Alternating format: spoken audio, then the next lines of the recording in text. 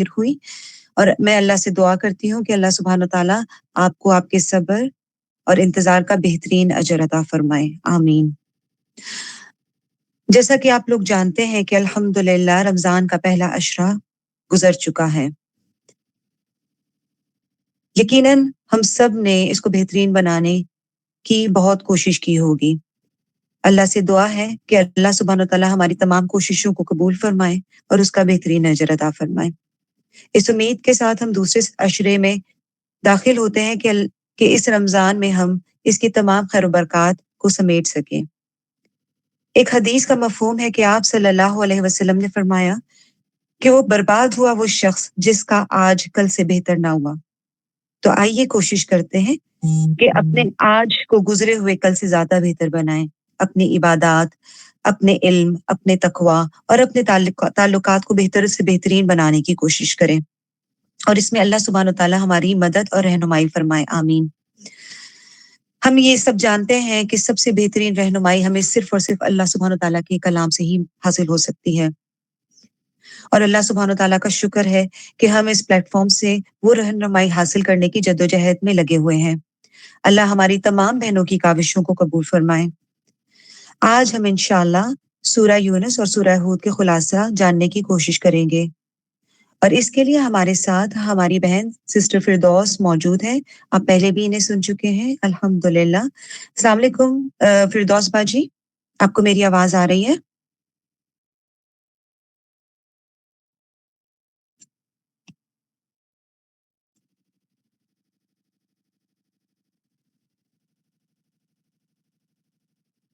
अस्सलाम वालेकुम।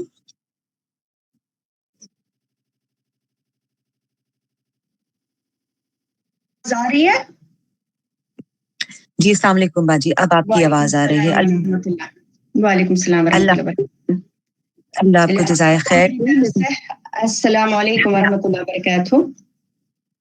हम शुरू करते हैं। नहमदुहु व नस्तईनुहु व नस्तगफिरुहु व नऊज़ु बिल्लाहि मिन शुरूरि अनफुसिना व मिन सय्यिआति अमालिना मन यहदिहिल्लाहु फला मुदिल्ल लहु व मन युद्लिल लहु व नशहदु अन ला इलाहा इल्लल्लाहु वहदहु ला शरीका लहु व नशहदु अन्न मुहम्मदन अब्दुहु व रसूलुहु। अम्मा बाद, औज़ु बिल्लाहि मिनश शैतानिर रजीम। बिस्मिल्लाहिर रहमानिर रहीम। रब्बि इश्रह ली सदरी व यस्सिर ली अमरी वहलुल उक़दतम मिन लिसानी यफ़क़हू क़ौली। अल्लाहुम्मा रब्बि ज़िदनी इल्मा व फ़हमा व अमला, आमीन। अल्लाहुम्मा अरिनल हक़्क़ हक़्क़न वरज़ुक़ना इत्तिबाअह व अरिनल बातिला बातिलन वरज़ुक़ना इज्तिनाबह, आमीन। अल्लाहुम्मा फ़क़्क़िहना फ़िद्दीन, अल्लाहुम्मा फ़क़्क़िहना फ़िद्दीन, अल्लाहुम्मा फ़क़्क़िहना फ़िद्दीन। आज हम इंशाअल्लाह ताला दो सूरतों की समरी पेश करेंगे, एक सूरह यूनुस और दूसरा सूरह हूद। सूरह यूनुस भी मक्की सूरत है और मक्का के भी आखिरी दौर में नाजिल हुई है, और इसकी 109 आयात हैं।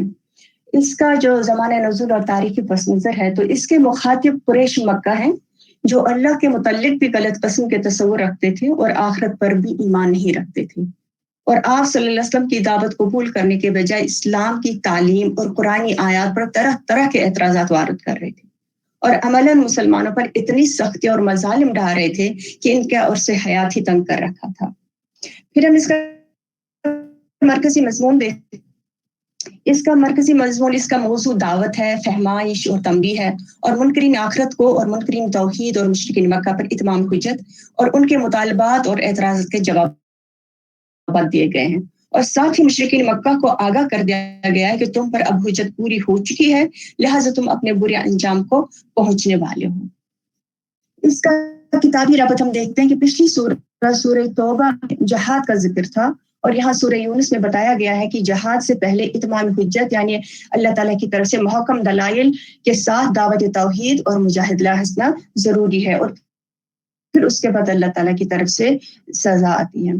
फिर दूसरा सूरह यूनुस में मुनकरीन तौहीद और मुनकरीन रिसालत और मुनकरीन आखिरत के खिलाफ इत्माम हुज्जत है, और अगली सूरह हूद में इत्माम हुज्जत के बाद तौबा इस्तिग़फ़ार की दावत दी गई है, और दावत को मुस्तरद करने की सूरत में हलाकत की धमकी दी है।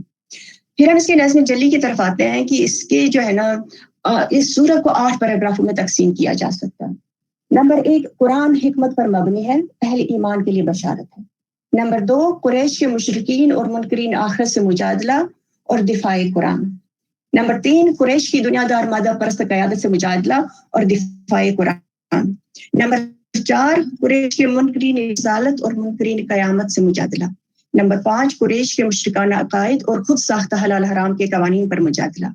نمبر 7 قریش کے مشرکین اور منکرین سے مجادلہ.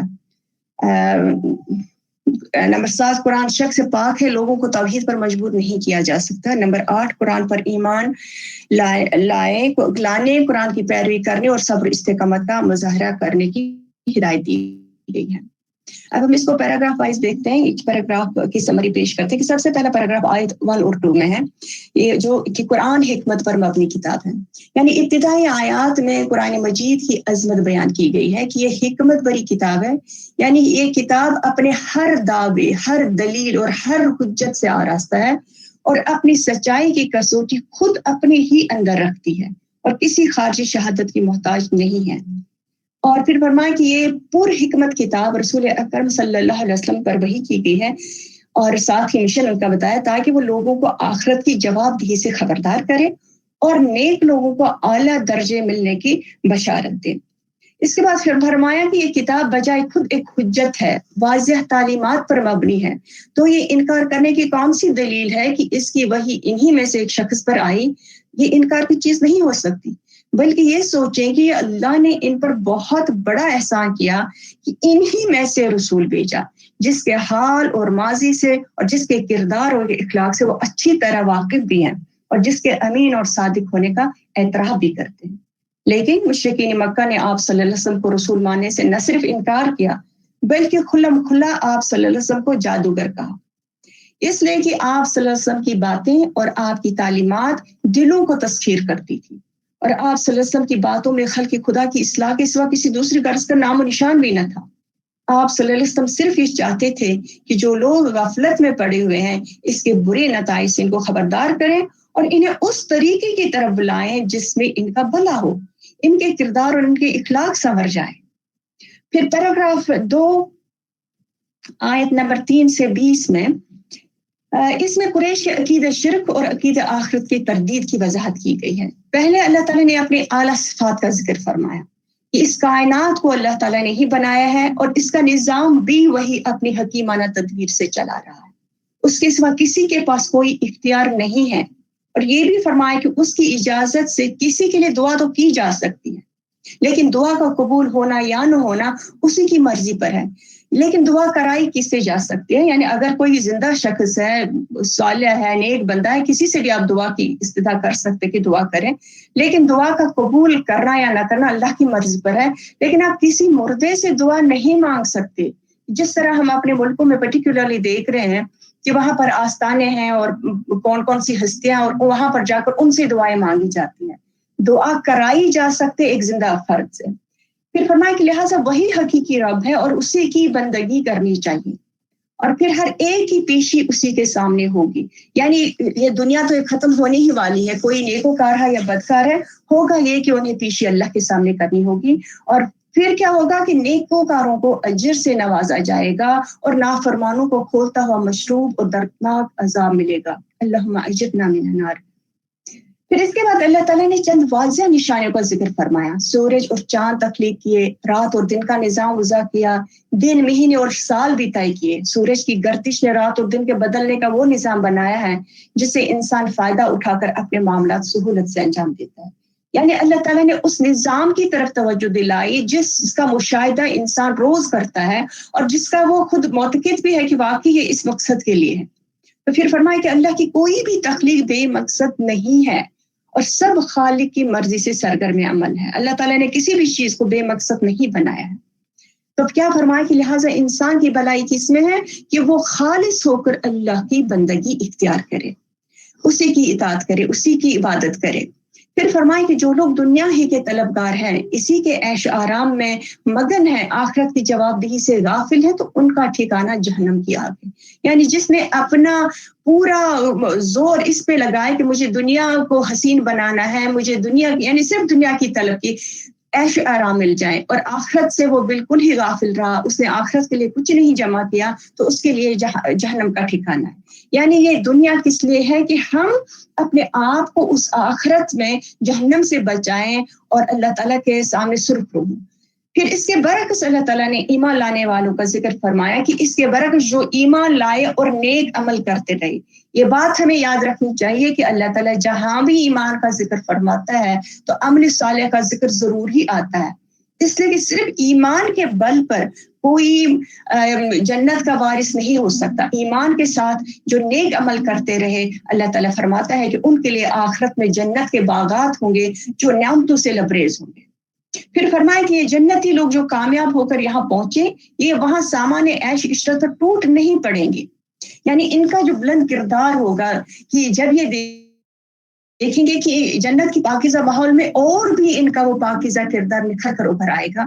اور وہ کیا کریں گے وہاں سب سے پہلے وہ حمد و تسبیح کریں گے اور باہم ایک دوسرے کو سلامتی کی دعا کریں گے. اور ان کا محبوب ترین وظیفہ اللہ تعالیٰ کی حمد و ثنا ہوگی جس سے وہ دنیا میں بھی مانوس تھے. یعنی مومنین کا کام یہ ہوتا ہے کہ وہ دنیا میں اللہ تعالیٰ کی حمد و ثنا کرتے رہتے ہیں, اللہ تعالیٰ کا شکر ادا کرتے رہتے ہیں. پھر اس کے بعد انسانوں کی 3 کمزوریوں کا ذکر آیا ہے. نمبر 1 یہ کہ انسان جلد باز ہے. یعنی وہ یہ چاہتا ہے کہ فوری طور پر خیر حاصل کر لے, اور اگر اللہ اتنی ہی جلدی سے ان کے شر کا فیصلہ کر دے تو ان کا معاملہ ہی ختم ہو جائے گا. یعنی اس وقت بھی وہ لوگ یہی مانگ رہے تھے کہ شر لے کے آؤ, اور خیر تو ظاہر ہے وہ تو ہر وقت اسی مگن میں رہتے تھے. پھر دوسرا آتا ہے کہ انسان کو جب تکلیف پہنچتی تو گڑ گڑا کر اللہ سے رحم کی التجا کرتا ہے, اور پھر جب اللہ تعالیٰ اس کی تکلیف دور فرما دیتا ہے تو وہ احسان فراموش بن کر رخ پھیر لیتا ہے اور اللہ سے غافل ہو جاتا ہے. یعنی اللہ تعالیٰ سے مانگتا ہے, اللہ تعالیٰ عطا فرماتا ہے, لیکن پھر وہ غافل ہو جاتا ہے. نمبر 3 انسان جس حقیقت کا ایک دفعہ انکار کرتے اسے پھر ماننے پر تیار نہیں ہوتا. جس طرح ہم پہلی قوموں میں دیکھتے ہیں کہ جب انہوں نے انکار کیا وہ کسی صورت پر ماننے پر تیار نہیں ہوئی, اور فرمایا اور کیا کہ پھر اللہ تعالیٰ ان قوموں کو اسی وجہ سے ہلاک کر دیتا ہے. پھر تمام انسانوں کو آگاہ کیا گیا کہ سابقہ قوموں سے عبرت پکڑو اور نافرمانی کی روش سے باز آ جاؤ. یعنی یہ جو قصے تمہیں بتائے جا رہے ہیں, جو تمہیں پرانی پچھلی سابقہ قوموں کی جو عبرتناک کہانیاں سنائی جا رہی ہیں, اس وجہ سے ہے کہ تم نافرمانی کی روش سے باز آ جاؤ. اس کے بعد قریش کے قرآن کے بدلنے یا اس میں ترمیم کرنے کے مطالبہ کا ذکر ہے. وہ چاہتے تھے کہ قرآن ان کے معبودوں کی نفی نہ کرے, ان کے من گڑت رسومات کی مذمت نہ کرے. جو آخرت میں نجات کے گمراہ کن تصورات انہوں نے بنا رکھے ہیں ان سے انہیں نہ روکا جائے. اس لیے ایسے مضامین کو قرآن سے نکالنے کا مطالبہ کرتے تھے. تو نبی اکرم صلی اللہ علیہ وسلم کو تلقین کی گئی کہ انہیں بتا دیں کہ قرآن میرا کلام نہیں ہے بلکہ اللہ کا کلام ہے. مجھے کوئی اختیار نہیں کہ میں اسے بدلوں یا میں اس میں ترمیم کروں. اگر میں نے ایسا کیا تو اللہ تعالیٰ مجھے بھی عذاب میں پکڑے گا. بھلا میں ایسا کیسے کر سکتا ہوں؟ قرآن کریم اللہ کا کلام ہے اور میں اسی کے حکم کی پیروی میں تمہیں اسے سنا رہا ہوں. پھر یہ بھی فرمایا کہ اس سے بڑھ کر ظالم کون ہوگا جو خود کے کلام کو اللہ کا کلام قرار دے. پھر انہیں اس طرح بھی توجہ دلائی کہ میری 40 سالہ زندگی گواہ ہے کہ میں نے کبھی جھوٹ نہیں بولا, اور ظالم تو تم ہی ہو جو اللہ کے کلام کو قبول کرنے کے لیے تیار نہیں. اس کے بعد فرمایا کہ تم اللہ کے کلام کا انکار کرتے ہو اور ساتھ ہی دعویٰ بھی کر رہے ہو کہ تمہارے خود ساختہ معبود اللہ کے ہاں تمہارے حق میں شفاعت کریں گے. یعنی وہ کیا کہتے تھے کہ پہلے تو وہ تو مانتے نہیں تھے کہ قیامت ہے, آخرت ہے. اگر ہوگی تو پھر کیا ہے کہ جو ہم نے یہ معبود بنائیں یہ ہماری شفاعت کریں گے.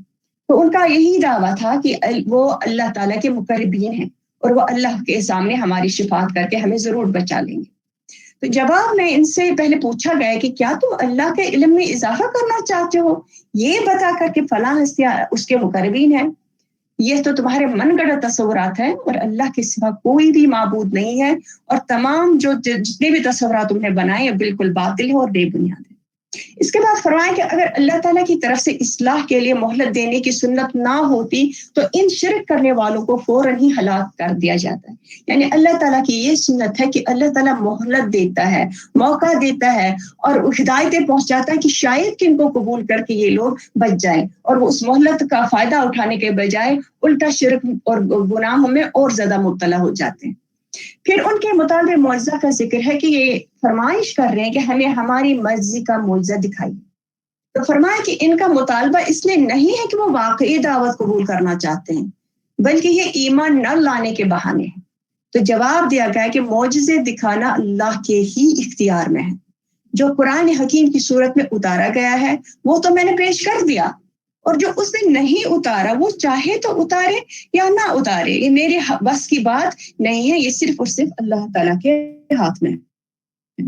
اس کے بعد پیراگراف 3 میں آیت 21 سے 46 تک قریشی مادہ پرست قیادت سے مجادلہ اور قرآن کے بارے میں چیلنج دیا گیا ہے۔ یعنی پہلے انسان کی احسان فراموشی کا تذکرہ ہے کہ جب انسان کو اللہ تعالیٰ اپنی رحمت سے نوازتا ہے، اسے تکلیف سے نکال کر راحت دیتا ہے، تو انسان احسان فراموشی کرتے ہوئے اس احسان کی نسبت کسی اور کی طرف کر دیتا ہے اور پھر یاد خدا سے غافل ہو جاتا ہے۔ اچھا، اس کا ہم دیکھتے ہیں کہ یہ صرف قریش کی بات نہیں ہے، ابھی بھی کتنے ہی لوگ جو ایمان لانے والے ہیں وہ بھی آستانوں اور پرستانوں سے مانگتے اور یہی سوچتے ہیں کہ اللہ تک کے بجائے ان ہستیوں کی وجہ سے ہے۔ تو یعنی یہ پھر اللہ تعالیٰ کی یاد سے غفلت ہے۔ پھر فرمایا کہ البتہ جب کوئی تکلیف آتی ہے تو صرف اللہ تعالیٰ کو پکارتا ہے اور مشکل ٹل جانے پر اللہ کو بھول کر شرک اور نافرمانیاں کرنے لگتا ہے۔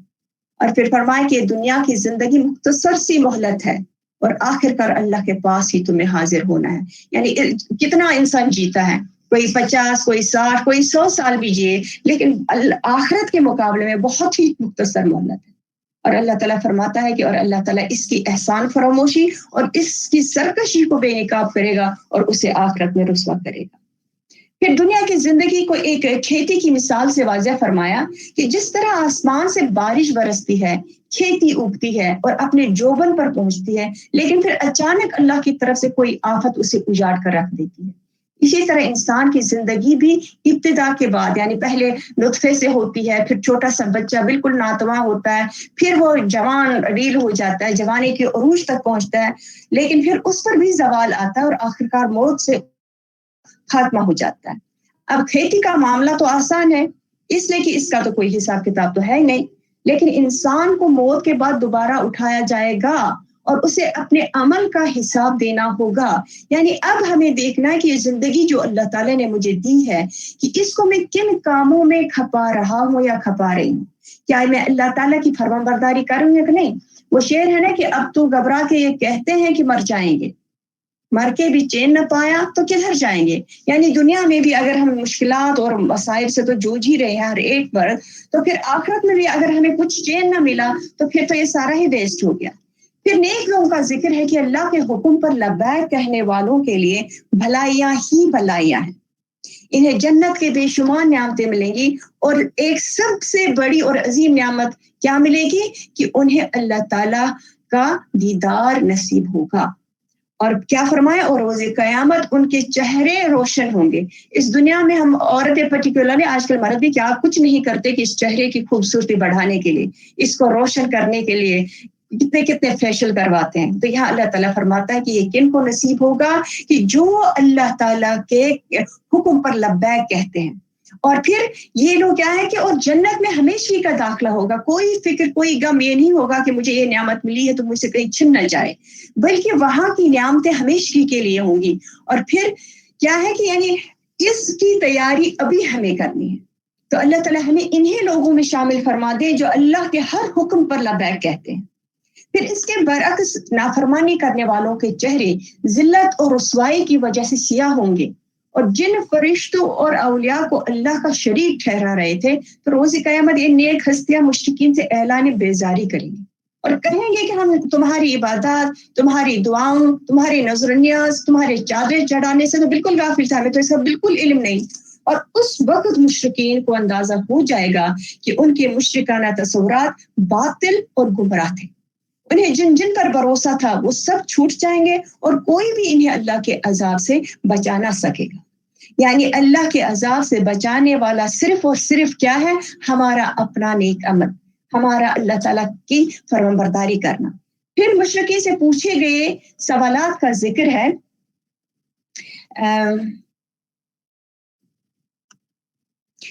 مشرکین سے کیے گئے سوالات کا ذکر ہے کہ جو انہیں سوچنے اور حق کا اعتراف کرنے پر مجبور کر دے۔ سوالات کیا ہیں؟ 6 سوالات کیے گئے ہیں۔ پہلا سوال یہ ہے کہ بتاؤ کون ہے جو آسمان و زمین سے انسان کے لیے رزق پیدا فرماتا ہے؟ دوسرا سوال کہ کون ان کی سماعت اور بصارت پر اختیار رکھتا ہے؟ नंबर 3, कौन मुर्दे को जिंदा और जिंदा को मुर्दा कर सकता है? नंबर 4, इतनी बड़ी कायनात को चलाने की मंसूबाबंदी कौन कर रहा है? नंबर 5, कौन है जिसने पहली मर्तबा किसी शय को पैदा किया और दोबारा भी पैदा करने की कुदरत रखता है? और नंबर 6, किसने सीधे रास्ते की हिदायत के लिए किताबें नाजिल की हैं? तमाम सवालों का जवाब ज़ाहिर है यही है कि ये सब कुछ अल्लाह ही करता है, और मुशरिकीन भी ये बात तस्लीम करते थे कि ये सारे काम अल्लाह ही के हैं। तो अब इन्हें इसके बाद मलामत की गई कि अगर परवरदिगार, खालिक, मालिक और राज़िक अल्लाह है, तो फिर अल्लाह के साथ किसी को शरीक करने का क्या जवाज़ है? फिर फरमाया कि बिला शुबा हक के जो ऐसे ठोस दलाइल है, ये अल्लाह ताला की किताब में ही हो सकता है, अल्लाह ताला का कलाम ही ये हो सकता है कि जो इन ठोस दलाइल को पेश करे। फिर कुरान मजीद की अजमत का बयान है और अल्लाह के दिए हुए चैलेंज का। फरमाया कि ये कुरान हकीम अल्लाह का कलाम है, अगर किसी को भी शक है तो इसके मुकाबले में इस जैसी एक ही सूरत पेश करके दिखाए। यानी एक चैलेंज दिया गया कि अगर तुम्हें शक है कि अल्लाह की किताब नहीं है, तो इस जैसी एक ही सूरत पेश करके लाओ। और हकीकत यह है कि वो कुरान हकीम की इल्मी और अदबी अजमतों को नहीं समझ सकते और अपनी आजिज़ का एतराफ करने के बजाय उसे झुठला रहे हैं। ये चैलेंज सिर्फ उस वक्त नहीं था, ये चैलेंज अब भी है, और अभी भी लोगों ने बहुत कोशिश की है कि इस कुरान को या तो इसमें से आयतें निकालें या इनकी सूरतें निकालें, इसका बदल दें। लेकिन अल्लाह ताला ने चूंकि इस कुरान की हिफाजत का जिम्मा अपने ऊपर लिया है, इसलिए कोई भी इसमें अभी तक कामयाब नहीं हुआ है। अल्लाह ताला ने इसको सीनों में महफूज करके रखा है। कहीं भी कोई एक जबर जेर का भी बदला दे तो उसको भी फौरन पहचान लिया जाता है। रिसेंटली एक कुरान मार्केट में आया था अल फुरकान के नाम से, जिसमें सिर्फ 77 सूरतें थी और उसमें बहुत सारी आयात को निकाला गया था। लेकिन अल्लाह ताला की अजमत यह है कि वो इसे हमेशा के लिए महफूज फरमाएगा। आगाह किया गया कि मक्का वालों में कुछ ईमान लाएंगे और कुछ नहीं लाएंगे, और अल्लाह इन मुफसिदों को खूब जानता है। यानी अल्लाह ताला को मालूम है कि इनमें से कौन मुफसिद है। वो दुनिया का धोखा तो दे सकते हैं कि हमें समझ नहीं आई थी, लेकिन वो अल्लाह को धोखा नहीं दे सकते। अल्लाह ताला इनके छुपे हुए राजों से भी वाकिफ है। फिर जो लोग तासुबात, दुनियावी मफादात और नफ्स की ख्वाहिशात को तरजीह देते हैं, वो महज गुमराह नहीं बल्कि असल में मुफसिद है। यानी फसाद करने वाले असल में वो लोग हैं कि जो अपनी ख्वाहिशात को तरजीह देते हैं, जिनको सिर्फ दुनिया के मफादात नजर में आते हैं। तो वो यानी वो सिर्फ गुमराह ही नहीं बल्कि गुमराही के साथ साथ वो दुनिया पर फसाद करने वाले हैं। फिर इसके बाद नबी करीम सल्लल्लाहु अलैहि वसल्लम को तलकीन की गई कि वो ऐलान कर दें कि मेरे लिए मेरा अमल है और तुम्हारे लिए तुम्हारा अमल। यानी जो अमल मैं कर रहा हूं मुझे इसकी जवाबदेही करनी है, जो अमल तुम कर रहे हो इसकी जवाबदेही तुम्हें खुद करनी है। जिस तरह सूरह काफिरून में फरमाया गया था कि लकुम दीनुकुम वलिय दीन, तुम्हारे लिए तुम्हारा दीन है और मेरे लिए मेरा दीन। यानी तुम जो कुछ अमल कर रहे हो तुम खुद इसके जिम्मेदार हो, मैंने तो तुम तक पहुंचा दिया। फिर इसके बाद रसूलुल्लाह सल्लल्लाहु अलैहि वसल्लम को तसल्ली दी गई कि आप इन अंधों और बहरों में बेहतरीन तरीके से काम कर रहे हैं। यानी अंधे और बहरे इस लिहाज से हैं कि आप इनके सामने इतनी वाज़ह तालीमात पहुंचा रहे हैं, लेकिन ये इसको सुनी अनसुनी कर देते हैं, इसमें अंधों की तरह आगे चल रहे हैं। और क्या फरमाया कि और मुनकरीन आखिरत को डराया गया कि एक न एक दिन इन्हें अल्लाह के हुजूर पेश होना है और वो खसारे में ही रहेंगे, क्योंकि उन्होंने अल्लाह के वहदत को इनकारा, उन्होंने आखिरत को इनकारा। फिर आगाह किया गया कि रोज़े क़यामत जब लोगों को उठाया जाएगा तो वो महसूस करेंगे कि दुनिया की जिंदगी की मुद्दत एक घड़ी या इससे भी कम थी। इसका मुशाहिदा तो हम भी करते हैं, जब दिन में किसी वक्त सो जाते हैं अंदाजा ही नहीं होता कि कितनी देर हम इसमें पड़े रहे थे। यानी यकीनन अल्लाह ताला ने जो मोहलत दी है, चाहे हम कितनी ही देर तक जिंदा रहें, 100 साल भी हम जिए, 150 साल भी जिए, लेकिन आखिरत के मुकाबले में बहुत ही थोड़ी मुद्दत है, चंद घड़ियां ही है। तो यकीनन खसारे में रहे वो लोग जिन्होंने इस कलील मुद्दत की जिंदगी को गफलत में गुजार दिया। यानी अल्लाह ताला ने तो यह कलील जिंदगी इसलिए दी थी कि हम इसमें अपना लिए तोशा जमा करें। हम, क्योंकि जाहिर है कि अल्लाह ताला ने हमें इम्तिहान के लिए इस दुनिया में भेजा है। बाकी दुनिया इम्तिहानों के लिए तो हम एड़ी चोटी का जोर लगाते हैं कि हम कामयाब हों, लेकिन असल जो कामयाबी है वो आखिरत की कामयाबी है। इसके लिए हमें एड़ी चोटी का जोर लगाना होगा इंशाअल्लाह ताला। پھر پیراگراف 4 آیت 47 سے 58 اس میں منکرین رسالت اور منکرین قیامت سے مجادلہ کیا گیا اور پھر قرآن کا تعارف دیا ہے.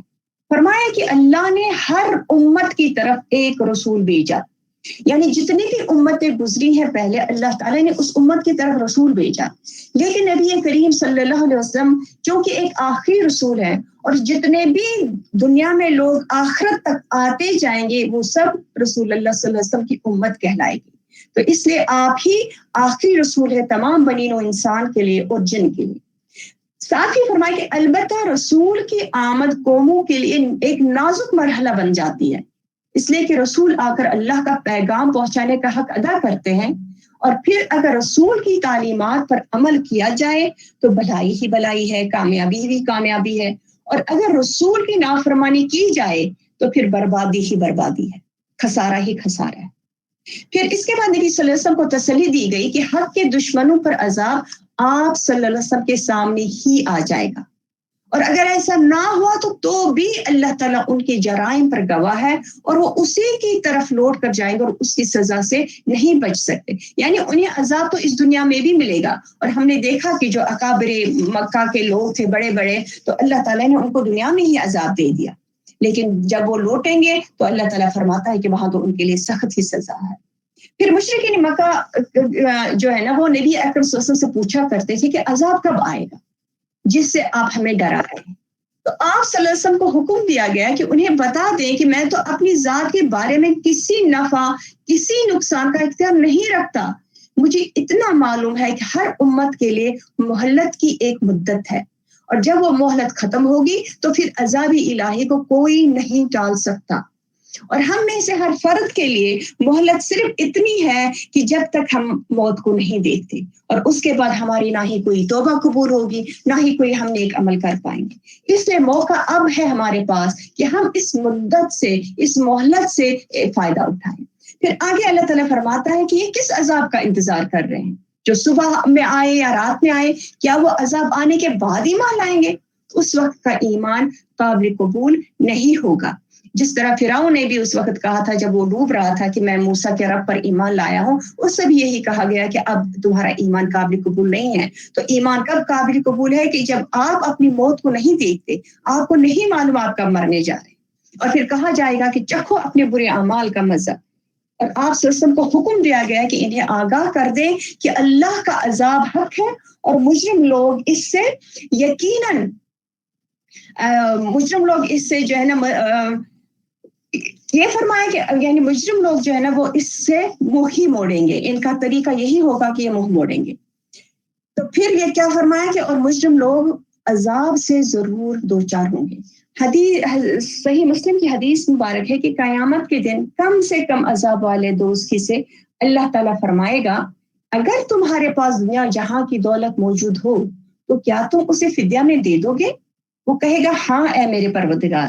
تو اللہ فرمائے گا میں نے تو تم سے اس سے آسان تر بات طلب کی تھی اور کہا تھا کہ اگر تم اس بات یعنی توحید پر قائم رہے تو میں تمہیں جہنم میں داخل نہیں کروں گا مگر تم شرک پر اڑے رہے. اللہ تعالیٰ ہمیں شرک کی لعنت سے بچا کے رکھے، آمین.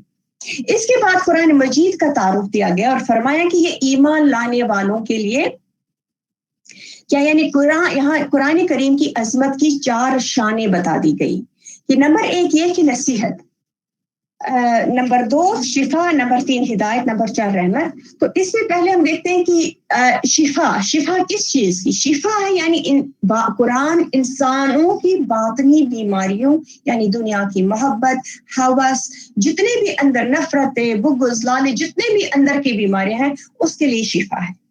اور نمبر 2 قرآن نصیحت ہے، یعنی قرآن کریم انسانوں کے دلوں کو نرم کرنے کے لیے انہیں غفلت سے نکالتا ہے. لیکن کن کو ہوگا کہ جو اس میں گوتا ماریں گے، جو اس پہ غور و فکر کریں گے. پھر تیسرا یہ کہ یہ قرآن ہدایت ہے، یعنی یہ انسانوں کے عقائد، ان کے اعمال کی اصلاح کے لیے ہدایت فراہم کرتا ہے.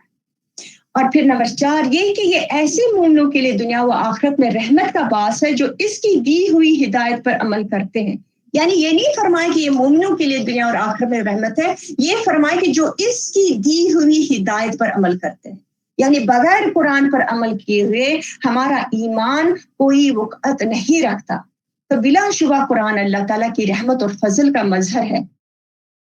تو لوگوں کو چاہیے کہ قرآن جیسی نعمت کے حصول پر خوشیاں منائیں. اور خوشیاں منانے کا مطلب یہ نہیں ہے کہ ہم پارٹیاں کریں، بلکہ خوشیاں اس بات پر منائیں کہ اللہ تعالیٰ نے ہمیں موقع دیا ہے کہ ہم اپنے آپ کو سنواریں، ہم اپنے آپ کو اس قرآن کے مطابق لائیں، قرآن کو سمجھنے اور اس پر عمل کرنے، اس کے احکامات کے نفاذ اور اس کی تعلیمات کو دوسروں تک پہنچانے والی خدمت اس مال و متاع سے کہیں بہتر ہے جو دنیا دور لوگ جمع کرتے. یعنی اللہ تعالیٰ فرماتا ہے کہ تمہیں کیا کرنا ہے کہ اس قرآن پر عمل کرنا اور اس کے احکامات کے نفاذ کے لیے تمہیں تگدو کرنی، کوششیں کرنی ہے. اور اب یعنی ہم ایک دائی کی حیثیت رکھتے ہیں. اللہ تعالیٰ ہم سب کو دائی دین بنائے، آمین یا رب العالمین. پھر یہ بھی فرمائے کہ قیامت میں عدل انصاف کے ساتھ ہی فیصلے کیے جائیں گے. یعنی وہاں فیصلہ عدل کے ساتھ ہوگا. جس نے نیک عمل کیے ہوں گے تو وہی جنت میں جائے گا، اور جس نے اللہ تعالیٰ کی نافرمانی کی ہوگی وہ جنت کی خوشبو تک نہیں سونگ پائے گا. اسی بعد پیراگراف 59 سے 70 اس میں منکرین رسالت اور منکرین قیامت سے مجادلہ کیا گیا ہے. ان آیات میں سب سے پہلے مذہبی پیشواؤں کی سرزنش کی گئی ہے کہ جو من گھڑت فیصلوں سے اللہ کی عطا کرتا رزق کو کسی پر حرام اور کسی پر حلال ٹھہراتے ہیں. اسی طرح ان لوگوں کو بھی تنبیہ کی گئی کہ جو حلال و حرام میں اپنی ذاتی رائے کو دخل دیتے ہیں بغیر کسی قرآن سنت کے سند. تو اللہ تعالیٰ فرماتا ہے کہ ان من گھڑت فیصلوں پر تمہیں روز قیامت سزا ملے گی، اس لیے کہ حلال یا حرام ہونے کا دار و مدار انسانی رائے پر نہیں، انسانی سوچ پر نہیں، بلکہ خالص اور خالص اللہ اور اس کے رسول صلی اللہ علیہ وسلم کا حق ہے. پھر فرمایا کہ اے نبی صلی اللہ علیہ وسلم آپ کسی حال میں نہیں ہوتے، اور اے لوگوں تم کوئی عمل نہیں کر رہے ہوتے مگر اللہ اسے دیکھ رہا ہوتا ہے. خاص طور پر ایک عمل کا نام لے کر ذکر کیا گیا، اور وہ کیا ہے؟ تلاوت کلام پاک. یعنی اللہ تعالیٰ کو یہ عمل بہت محبوب ہے کہ اس کا کوئی بندہ دیگر مصروفیاتی دنیا چھوڑ کر اس کی کتاب کی تلاوت کر رہا ہو. لیکن ہمیں یہ بھی جان لینا چاہیے کہ عرب جب اس کی تلاوت کرتے تھے تو وہ اس کو سمجھ بھی پا رہے تھے، انہیں شعور بھی تھا وہ پڑھ کیا رہے ہیں. تو ہمارے لیے تلاوت کے ساتھ بہت اہم ہے کہ اس تلاوت کو ہم سمجھ بھی پائیں کہ جو ہم پڑھ رہے ہیں اس میں اللہ تعالیٰ مجھ سے کیا کہہ رہا ہے. پھر یہ فرمایا کہ کائنات میں ذرہ برابر شے اور چھوٹے سے چھوٹا عمل بھی اللہ کی نگاہ اور اس کے علم میں ہے. اس کے علم سے کوئی چیز نہیں چھوٹ سکتی. یعنی علم الہی کی وسعت کا بیان آپ صلی اللہ علیہ وسلم کی تسلی کے لیے بھی ہے کہ آپ ہمیشہ اللہ کی حفاظت میں، اللہ تعالیٰ دیکھ رہا ہے کہ تمہارے ساتھ لوگ کیا معاملہ کر رہے ہیں. اور پھر مومنین کے لیے بھی کہ تم جو بھی نیک عمل کرتے ہو میں اس سے واقف ہوں اور تم کا صلہ ضرور ملنے والا ہے. اور ساتھ ہی نافرمانوں کے لیے دھمکی بھی ہے اس میں کہ تم اللہ سے کچھ کیونکہ وہ تمہاری ہر حرکت سے واقف ہے. آگے اللہ تعالیٰ اپنے دوستوں کا ذکر فرمائے کہ اللہ کے دوست اولیاء اللہ وہ ہستیاں ہیں جن کے دل نور نور اور اعمال تقویٰ یعنی اللہ یعنی وہ لوگ بنا ہوا ہوتا ہے، ایمان کا تقاضے کو پورا کرتے ہیں، اعمال تقویٰ یعنی ہر وقت وہ اللہ تعالیٰ کی اطاعت اور فرمانبرداری میں لگے رہتے ہیں. اللہ تعالیٰ ان کو اپنا دوست بناتا ہے اور ان کے لیے کیا فرمایا کہ ان کے لیے دنیا میں چین ہے، سکون ہے، اور آخرت میں جنت کے دائمی نعمتوں کی بشارتیں ہیں. پھر یہ بھی فرمایا کہ اللہ تعالیٰ کے دوستوں کی کیفیت کیا ہوتی ہے. فرمایا کہ ان کی کیفیت یہ ہوتی ہے کہ نہ وہ حادثات اور واقعات پر افسوس کرتے ہیں، ہائے میرے ساتھ یہ ہوا، ہائے مجھے یہ مشکل آ گئی، ہائے مجھے یہ تکلیف ہو گئی، ہائے کاش میں نے یہ کیا ہوتا، کاش میں نے، وہ اس پر افسوس نہیں کرتے ہیں. اور نہ ہی مستقبل کے اندیشوں سے پریشان رہتے ہیں کہ اب کیا ہوگا، اگر میں نے یہ نہیں کیا تو پھر کیا ہوگا. یعنی وہ دنیا کی ان سب چیزوں کو بالکل چھوڑتے تھے، بلکہ کیا ہے کہ وہ راضی برضائے رب کی کیفیت ہر وقت ان کی شامل حال ہوتی ہے. یعنی وہ ہر اس بات پہ راضی برضا رہتے ہیں جو بھی ان کے راستے میں آتی ہے، چاہے وہ خوشی آئے، چاہے کوئی مصیبت آئے، چاہے کچھ بھی ہو، وہ اس پر راضی رہتے ہیں کہ اللہ تعالیٰ کی طرف سے ہے اور اس میں کوئی بلائی ہے. اور اللہ فرماتا ہے کہ یہ عزت کا مقام اللہ تعالیٰ ہی عطا فرماتا ہے. اللہ हमें भी ईमान और तकवा की सादतें अता फरमाए, हमें अपना फर्माबरदार बनाए, अपनी रजा पर राजी रहने की तौफीक अता फरमाए, आमीन या रब्बल आलमीन। फिर रसूलुल्लाह सल्लल्लाहु अलैहि वसल्लम को तसल्ली दी गई कि वो काफिरों की बातों पर अफसरदा ना हो, उनका अकीदा महज गुमान पर कायम है और अल्लाह ताला के पास लाजवाल इख्तियारात हैं। फिर इनमें से एक मिसाल रात और दिन के निजाम की दी कि अल्लाह ने रात को मखलूकात के सुकून और आराम के लिए बनाया और दिन को माशी जद्दोजहद के लिए। मतलब इस का इकरार तो लोग भी करते हैं ना, अल्लाह ताला ने देखिए कि रात को कितना पुरसकून बनाया। अगर रात को अंधेरा ना हो, सुकून से कोई भी नींद नहीं कर सकता, और दिन में अंधेरा हो तो किस तरह आप माश के लिए जद्दोजहद करेंगे। यानी अल्लाह ताला ने जो कुछ किया है अपनी हिकमत के मुताबिक बनाया। इसके बाद इस गुमराह को तस्वुर की नफी की गई कि अल्लाह ताला की भी कोई औलाद है। तो क्या फरमाया कि अल्लाह पाक है, यानी उसे इंसानों की तरह कमजोरियां लाहक नहीं है, उसे इंसानों की तरह किसी के सहारे की जरूरत नहीं है, उसे इंसानों की तरह अपनी नस्ल बढ़ाने की जरूरत नहीं है। अल्लाह ताला इन सब चीजों से बेनियाज है। और फिर फरमाया कि जो लोग अल्लाह की तरफ औलाद मंसूब करते वो बदतरीन झूठ गढ़ रहे हैं।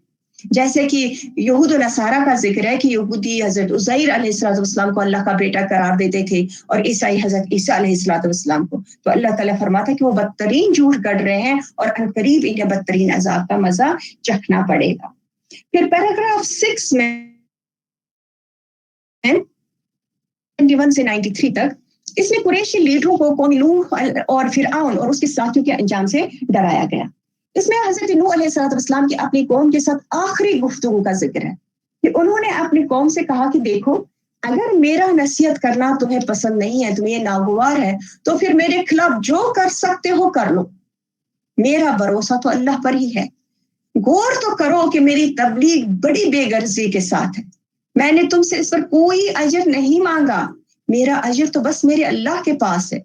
लेकिन बदकिस्मत कौम की अक्सरियत ने उनकी दावत हक को जुटलाया और आखिरकार वो हलाकत से दो चार हुई और पूरी कौम को अल्लाह ताला ने तूफान के जरिए से हलाक कर दिया और सिर्फ दावत हक कबूल करने वाले इस अजाब से महफूज रहे और अल्लाह ताला ने उनको जमीन का वारिस बना दिया। इस वाकया के बयान करने का मकसद असल में आप सल्लल्लाहु अलैहि वसल्लम को तसल्ली देना है कि आपके साथ वही कुछ मुखालिफिन कर रहे हैं जो साबिक़ा पैगंबरों के साथ किया गया है। यानी ये कोई अनोखी बात नहीं है जो आपके साथ हो रहा है, सबके साथ ऐसा ही पहले भी हुआ है। इसके बाद दूसरे रसूलों का, कई रसूलों का जिक्र किया गया और उनकी कौमों के जुटलाने का। फरमाया कि जब वो हद से गुजर गए तो अल्लाह ने इनके दिलों पर मोहर लगा दी और इन्हें ईमान लाने की सआदत से महरूम कर दिया।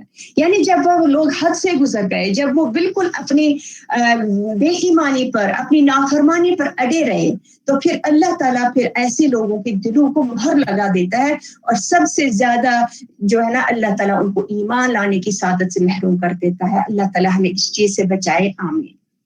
फिर इसके बाद हज़रत मूसा अलैहिस्सलाम की आले फिरौन के साथ कश्मकश का बयान है कि मूसा अलैहिस्सलाम और हारून अलैहिस्सलाम ने फिरौन और उसकी कौम को दावत हक दी और मौजज़ात के जरिए हक का सबूत भी पेश किया, मगर उन्होंने दावत हक का मजाक उड़ाया और मौजज़ात को उन्होंने जादू करार दिया। तो ये बयान दरअसल नबी सल्लल्लाहु अलैहि वसल्लम के लिए दिलजोई है कि अहले हक को हमेशा अहले बातिल से इस तरह के बुहतान सुनने पड़ते हैं।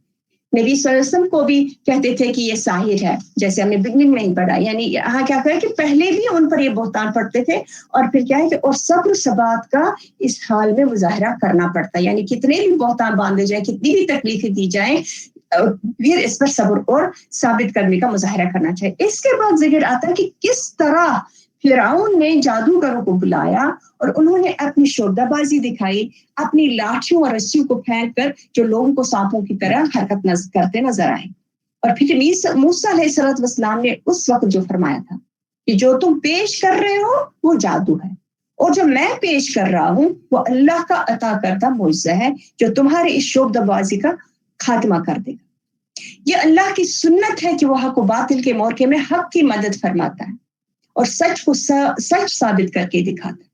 और ये वाकई अल्लाह ताला की सुन्नत है कि जब भी हक और बातिल का मौका होता है, चाहे वो छोटी लेवल पर हो या बड़ी लेवल पर, तो अल्लाह ताला हक का साथ दे देता है, हक की मदद फरमाता है।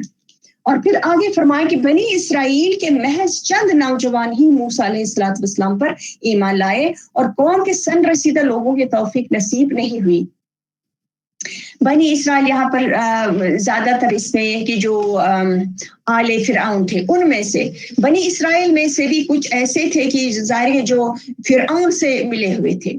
یعنی اس کی وجہ کیا تھی کہ ان کے جو سردار تھے وہ فرعون کے ایجنٹ بن کر اپنی ہی قوم پر ظلم و ستم کر رہے تھے اور حق کی پرخطر راہ پر چلنے کی ہمت نہیں کر سکے. ویسے بھی جب ہم تاریخ میں نظر دوڑاتے ہیں ہم یہ دیکھتے ہیں کہ ہمیشہ سے جو نوجوان طبقہ ہے وہ زیادہ حق کو آسانی سے قبول کر لیتا ہے بنسبت ان لوگوں کے کہ جن کی ڈگر جو اپنی ڈگر پر بہت زمانے تک چلتے رہے. تو موسیٰ علیہ السلام نے قوم کی ہمت افزائی کی اور فرمایا کہ اسلام اور ایمان کا تقاضا یہ ہے کہ اللہ پر بھروسہ رکھو اور فرعون کے ظلم و ستم سے ڈر کر حق کا ساتھ دینے کی سعادت سے محروم نہ ہو. یعنی چاہے کتنی بھی تکلیفیں آپ کو مخالفوں سے مل جائے حکمرانوں سے مل جائے تم کسی بھی حال میں حق کا ساتھ نہیں چھوڑنا. پھر حق کا ساتھ دینے والے باہمت نوجوانوں نے ایک بہت ہی خوبصورت دعا کی جو ہر دور میں راہ حق میں ظلم و ستم برداشت کرنے والے مومنوں کے لیے ایک سہارا ہے. تو انہوں نے دعا کس طرح کی؟ انہوں نے کہا اللہ توکلنا ربنا لا تجعلنا فتنة للقوم الظالمین ونجنا برحمتک من القوم الکافرین. اللہ ہی پر ہم نے بھروسہ کیا، اے اللہ ہمیں ظالم قوم کے لیے آزمائش نہ بنا اور ہمیں اپنی رحمت کے ذریعے کافر لوگوں سے بچا لے. یعنی آپ دیکھیں کہ ایک تو یہ کہ ہمارا پورا بھروسہ اللہ پر ہے، دوسری کیا کہ ہمیں آزمائش نہ بنایا جائے. اس وقت جب ہم پوری دنیا پر نظر دوڑاتے ہیں تو مسلمانوں کا حال کچھ ایسا ہی ہے کہ ہم آزمائش بنے ہوئے ہیں. ہمیں بھی اس دعا کا بہت زیادہ اہتمام کرنا چاہیے کہ اللہ تعالیٰ ہمیں کسی ظالم قوم کے لیے آزمائش نہ بنائے. آمین. پھر اس کے بعد بتایا گیا کہ اللہ نے موسیٰ علیہ السلام کو حکم دیا کہ کچھ گھروں کو قبلہ رخ بنا کر مسجد کا درجہ دیا جائے اور باجماعت نماز کا اہتمام کیجیے. اب باجماعت نماز کا مقصد صرف یہ نہیں تھا کہ نماز پڑھی جائے بلکہ کیا تھا کہ اس میں یہ تھا کہ چونکہ بنی تھے یعنی اس بکھری ہوئی طاقت کو ازسر نو منظم کیجیے. یعنی جماعت کا تصور یہی ہوتا ہے کہ جو بکھری ہوئی طاقتیں ہوتی ہیں جو بکھری ہوئی صلاحیتیں ہوتی ہیں ان کو ایک جگہ منظم کر کے جمع کیا جائے. تو کیا کہا کہ ان کو منظم کیجیے اور ان میں دینی روح پھونکیے اور پھر نماز کے ذریعے اللہ سے مدد طلب کیجیے. نبی کریم صلی اللہ علیہ وسلم کو بھی یہ حکم دیا تھا وَاسْتَعِینُوا بِالصَّبْرِ وَالصَّلَاةِ کہ آپ نماز اور صبر سے مدد لیجیے. یعنی یہ دو چیزیں ایسی ہیں کہ جس کی وجہ سے اللہ تعالیٰ کی مدد ملتی ہے. تو اس وقت ہم دیکھتے ہیں کہ ہیکل سلیمانی تو تھا نہیں، وہ تو موسیٰ علیہ السلام کے تقریباً 300 سال بعد تعمیر کیا گیا. تو پھر قبلہ کون سا تھا؟ کس قبلے کی بات یہاں آتی ہے؟ تو اس آیت میں جس قبلے کا ذکر ہے وہ خانہ کعبہ ہے جسے سب سے پہلے آدم علیہ السلام نے تعمیر کیا تھا اور پھر ابراہیم علیہ السلام نے. یعنی بنی اسرائیل کا بھی اول قبلہ خانہ کعبہ ہی تھا، یعنی قبلہ اول خانہ کعبہ. اور پھر موسیٰ علیہ السلام نے اللہ سے فریاد کی اور فرعون اور اس کے سرداروں کے خلاف بددعا کا بیان ہے. یعنی یہ ہم دیکھتے ہیں کہ انبیاء وہ ہوتے ہیں کہ جو اپنی قوم کے لیے بہت زیادہ فکر مند ہوتے ہیں، بہت زیادہ وہ کوششیں کرتے ہیں کہ وہ ان کو چینج کر پائیں. یعنی موسیٰ علیہ السلام نے بھی ان کے لیے ہر ممکن کوشش کی کہ یہ راہ راست پر آ جائے، لیکن فرعون کے ظلم و ستم بڑھتے ہی گئے اور موسیٰ علیہ السلام آخر تنگ آ کر بہت دکھی دل کے ساتھ مایوس ہو کر انہوں نے پھر اللہ کی طرف رجوع کیا اور ان کے لیے بد دعا کی. بد دعا اس طرح کی کہ اے اللہ آل فرعون کے پاس مال و اسباب اور قوت کی فراوانی ہے جس کے ذریعے وہ لوگوں کو اللہ کی راہ سے روک رہے ہیں. اے اللہ ان کے مال و اسباب کو تباہ کر دے اور انہیں ایمان لانے سے محروم کر دے جب تک یہ دردناک عذاب کا مزہ نہ چکھ لے. پھر اللہ تعالیٰ نے موسیٰ علیہ السلام کی فریاد سن لی اور فرعون کو اس کے لشکر سمیت غرق کر دیا. اور غرق ہوتے وقت فرعون نے کہا کہ میں ایمان لاتا ہوں موسیٰ کے رب پر، لیکن اللہ نے فرمایا کہ موت سامنے آ جائے تو ایمان قبول نہیں کیا جاتا اور اب تمہاری لاش کو محفوظ کر کے لوگوں کے لیے نشان عبرت بنا دیا جائے گا. اور قرآن پاک کا یہ ایک بڑا زندہ معجزہ ہے کہ 3300 سال گزرنے کے باوجود فرعون کی لاش محفوظ اور موجود ہے، لیکن پھر بھی لوگ عبرت حاصل نہیں کرتے۔ اللہ نے موسیٰ علیہ السلام اور ان کے پیروکاروں کو تاکید فرمائی کہ انہی ناموافق حالات میں کام کیے جاؤ، اور جن حالات میں آج ہم ہیں یہ حالات بھی ویسے ہیں، یہ بھی کوئی موافق حالات نہیں، ناموافق حالات ہی ہے۔ تو ہمیں بھی یہی حکم ہے کہ جیسے بھی حالات ہوں، جو اللہ کے دین کا کام ہے، پہلا یہ کہ اس پر ثابت قدمی سے عمل کرو، اور دوسرا یہ کہ اس دین کو دوسروں تک پہنچا۔ پھر اس کے بعد اللہ تعالیٰ نے بنی اسرائیل کی ناشکری کا تذکرہ کیا کہ اللہ نے ان پر احسان کیا، فرعون کے ظلم ستم سے نجات دی، فلسطین کے زرخیز علاقوں میں اقتدار بخشا، بار بار انبیاء ان کی طرف بھیجے، لیکن انہوں نے جان بوجھ کر اللہ کی عطا کردہ تعلیمات کو نظر انداز کیا اور باہم اختلاف کر کے تفرقہ پیدا کر لیا۔ اور اللہ تعالیٰ فرماتا ہے کہ روز قیامت اللہ ان کو بے نکاح فرما دے گا۔ پھر آگے پیراگراف 7 میں آیت 94 سے 103 اس پیراگراف میں بتایا گیا کہ قرآن شک سے پاک ہے، اور یہ بھی فرمایا کہ لوگوں کو توحید پر مجبور نہیں کیا جا سکتا۔ نبی کریم صلی اللہ علیہ وسلم کے توسط سے اہل ایمان کو ہدایت دی گئی کہ وہ بنی اسرائیل کی طرح اللہ کی نعمتوں کی ناقدری نہ کریں۔ اللہ تعالیٰ کی سب سے بڑی نعمت ہمارے لیے کیا ہے کہ اللہ تعالیٰ نے ہمیں ایمان بخشا ہے، اللہ تعالیٰ نے ہمارے پاس کتاب بھیجی ہے، یعنی اللہ کی کتاب کے برحق ہونے کے حوالے سے تمہیں کوئی بھی شک نہ ہو۔ ہم دیکھتے ہیں کہ ظاہر ہے کہ مسلمان کوئی بھی اس طرح شک نہیں کرتا ہے، مومن، کیونکہ یہاں تو اہل ایمان کو ہدایت دی گئی ہے، اس طرح تو کوئی بھی نہیں کہتا مجھے قرآن پر کوئی شک ہے۔ لیکن کیا ہے کہ جس چیز کی طرف یہ قرآن دعوت دے رہا ہے تو یہ تو وہی، مطلب اس پر تم عمل کر رہے ہو کہ یا نہیں، کیا تمہارا رویہ اس قرآن کے مطابق ہے یا نہیں، تم اس کی تابع داری کر رہے ہو کہ نہیں، اس چیز سے برحق ماننے، صرف زبان سے برحق ماننے کی بات نہیں ہے، عملی طور پر۔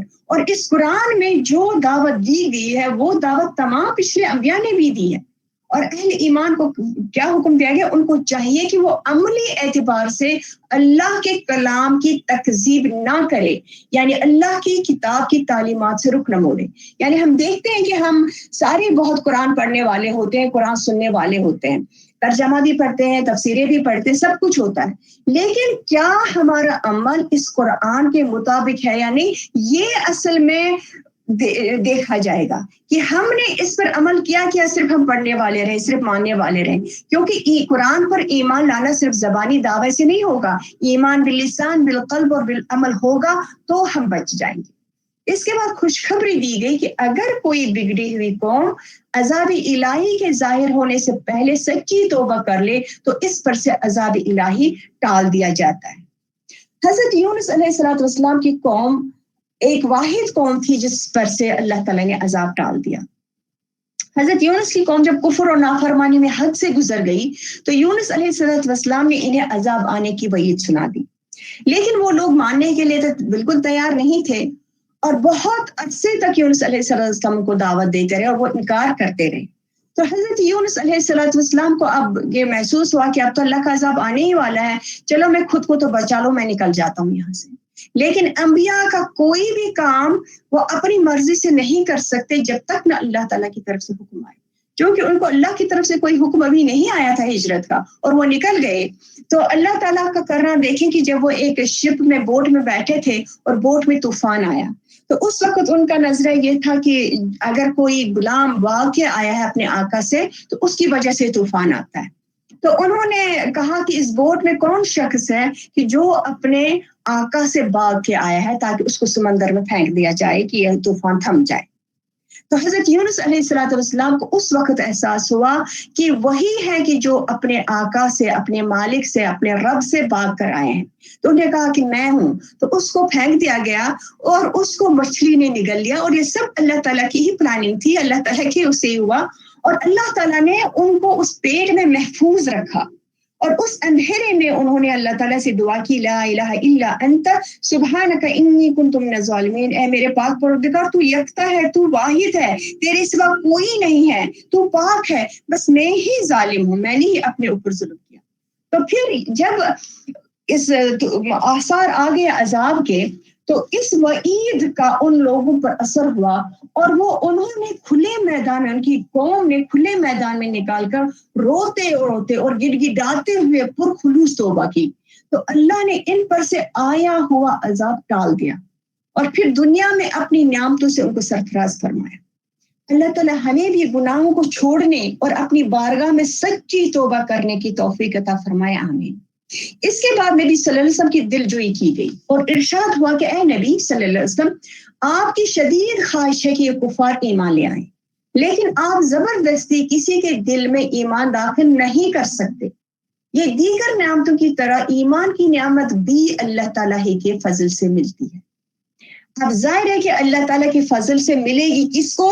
جو اس کی خواہش، اس کی طلب اور اس کے لیے کوشش کرے گا، کیونکہ اللہ تعالیٰ فرماتا ہے کہ تم میری طرف چل کے آؤ، میں تمہاری طرف دوڑ کے آتا ہوں، تم ایک قدم بڑھو تو میں 10 قدم تمہاری طرف بڑھتا ہوں۔ فرمایا کہ جو لوگ اللہ کی قدرت کی نشانیوں پر غور نہیں کرتے، اللہ تعالیٰ انہیں بے یقینی اور انکار کی گندگی ان پر ڈال دیتا ہے اور انہیں ایمان کی نعمت سے محروم کر دیتا ہے۔ یعنی جو لوگ اللہ تعالیٰ کی نشانیوں پر غور و فکر نہیں کرتے، جو اللہ تعالیٰ نے چاروں طرف ہمارے بکھیر دی ہیں، اور ہم تو مومن ہیں، ہمیں تو قرآن میں بتائی ہوئی نشانیوں پر غور و فکر کرنا چاہیے، قرآن کی آیات پر غور و فکر کرنا چاہیے، ورنہ ایسا نہ ہو کہ اللہ تعالیٰ ہم کو بھی محروم فرما کر دے۔ اللہ تعالیٰ ہمیں اس محرومی سے بچا دے، آمین۔ یعنی ایمان کے حصول کا ذریعہ کیا ہے؟ کہ اللہ تعالیٰ کی آیات پر غور و فکر کرنا۔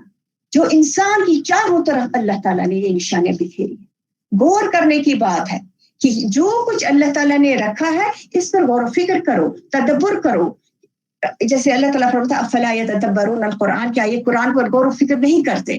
ایک شعر ہے نا کہ کھول آنکھ زمین دیکھ، فلک دیکھ، فضا دیکھ، مشرق سے ابھرتے ہوئے سورج کو ذرا دیکھ۔ یعنی اللہ تعالیٰ کی اتنی نشانیاں ہیں، ان کو جب انسان غور و فکر سے دیکھے گا تو وہ ضرور اللہ تعالیٰ کو پا لے گا۔ پھر اللہ تعالیٰ نے دعوت دی کہ دیکھو تو صحیح کہ کائنات میں اللہ کی قدرت کے کیسے کیسے مظاہر ہیں، ان پر غور کر کے ایمان کی دولت حاصل کی جا سکتی ہے، اور ایمان والے کامیاب اور اس سے محروم رہنے والے ہی برباد ہوں گے۔ اللہ تعالیٰ ہمارا شمار ایمان لانے والوں اور عمل صالح کرنے والوں میں، آمین۔ پھر پیراگراف 8 آیت نمبر 104، اس میں قرآن پر ایمان لانے، اس کی پیروی کرنے اور صبر استقامت کا مظاہرہ کرنے کی ہدایت دی گئی۔ یعنی ان آیات میں قریش کی طرف نبی اکرم صلی اللہ علیہ وسلم کے لیے مصالحت کی ایک پیشکش کا ذکر ہے، کہ جس میں مکی دور کے آخر میں سرداران قریش نبی صلی اللہ علیہ وسلم کو دعوت دے رہے تھے کہ آپ ایک مدت کے لیے، ایک عرصہ تک ہمارے بتوں کی پرستش کریں اور پھر ہم ایک عرصہ تک آپ کے معبود واحد کی عبادت کریں گے۔ تو اس آیت کے ذریعے سرداران قریش کو آگاہ کیا گیا کہ کان کھول کر سن لو کہ اس قسم کی مصالحت ناممکن ہے، اور نبی صلی اللہ علیہ وسلم کو حکم دیا گیا کہ آپ اعلان کر دیں کہ میں اللہ تعالیٰ کے سوا کسی ہستی کی پرستش نہیں کروں گا، اور نہ ہی کسی ایسے معبود کو پکاروں گا جو میرے لیے کسی نفع یا نقصان کا اختیار نہیں رکھتا۔ حقیقی معبود صرف اور صرف اللہ کی ہی ذات ہے۔ یہ اعلان کروا دیا گیا۔ لیکن اگر اس اعلان کرنے کے بعد بھی ہم میں سے کچھ مسلمان اللہ کو چھوڑ کر آستانوں اور پرستانوں کی پرستش کرنے لگیں گے، ان کو بلائیں گے، تو پھر ہم کہاں پر ہوں گے؟ ہمارا ایمان کس درجے کا ہوگا؟ اس کے بعد نبی صلی اللہ علیہ وسلم کی اللہ کے سامنے عاجزی اور بے بسی کا بیان ہے کہ اے نبی صلی اللہ علیہ وسلم، اگر اللہ آپ کو کوئی تکلیف دینا چاہے تو اسے کوئی بھی تم سے دور نہیں کر سکتا مگر وہ۔ اسی طرح اگر وہ آپ کو کوئی عنایت کرنا چاہے تو اسے کوئی روک نہیں سکتا۔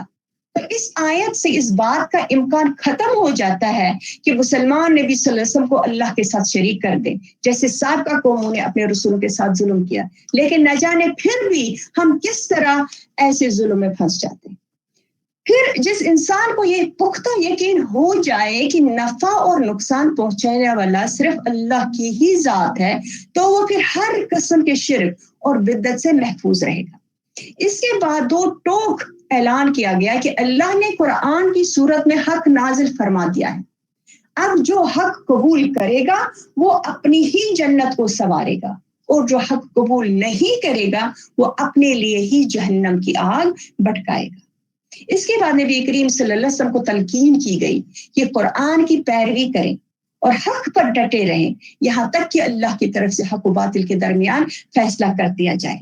اور یقیناً آپ صلی اللہ علیہ وسلم کے ذریعے سے ہمیں یہ تلقین کی جا رہی ہے کہ کلی طور پر قرآن کی پیروی کرے اور جو بھی حق اللہ کی طرف سے ہے اس پر ڈٹے رہو, چاہے کتنی بھی مشکلات تمہارے سامنے آئے, اور حق و باطل کے درمیان جب تک فیصلہ نہیں ہوتا تم یہ کام کرتے رہو.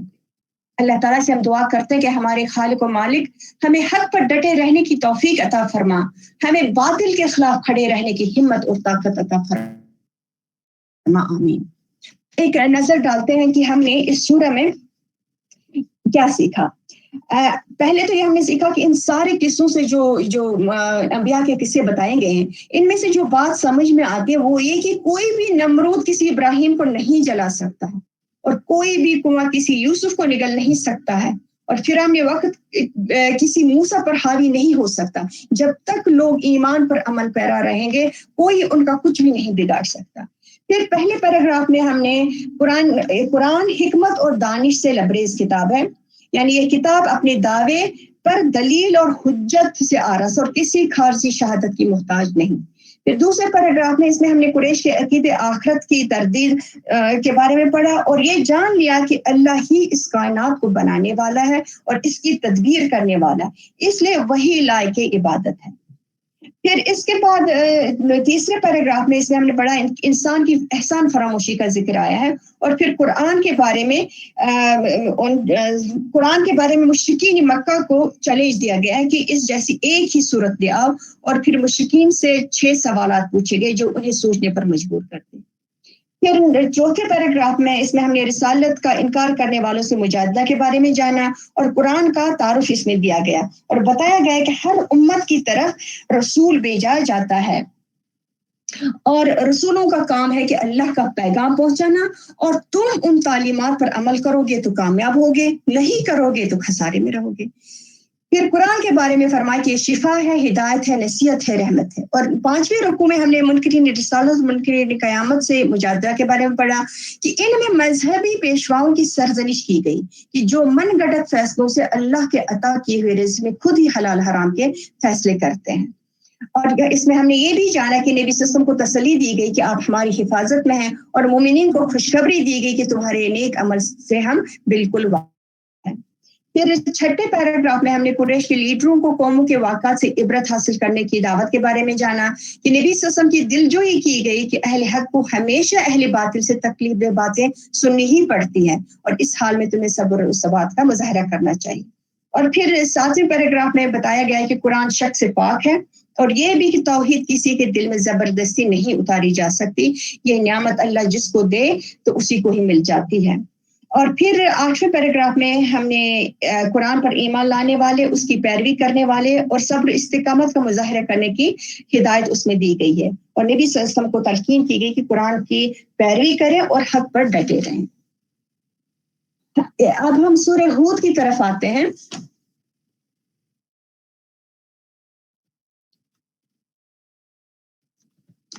ہود بھی مکی صورت ہے اور مکہ کے بھی آخری دور میں نازل ہوئی ہے.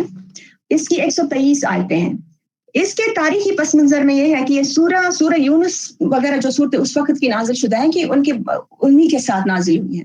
یہ وہی دور تھا جب آپ صلی اللہ علیہ وسلم پر جھوٹے ہونے کے الزامات عائد کیے جا رہے تھے, اور آپ صلی اللہ علیہ وسلم کی دعوت کو شک اور جھوٹ کی نگاہ سے دیکھا جا رہا تھا.